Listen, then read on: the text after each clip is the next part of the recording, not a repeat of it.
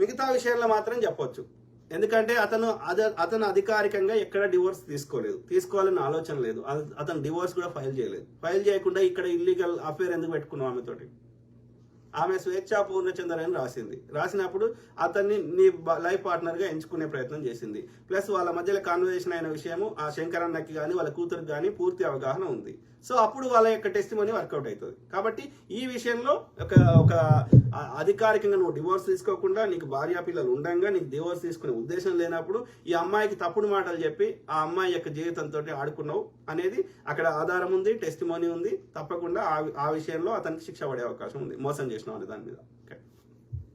Plus అదొకటి. రెండోది, ఇక్కడ ఆమె ఆత్మహత్య నాకు చూస్తే అయితే హత్యలాగానే ఉంది, ఆత్మహత్యలాగా లేదు. నేను ఇంతవరకు చూసిన ఏ కేసులో కూడా ఈ ముక్కులకెళ్ళి రక్తం కాలేదు. అది కొట్లాడుకున్నప్పుడు గట్టి ఎత్తి మీద కొడితేనే అది రక్తం వస్తుంది, మామూలు కొట్టి రాదు.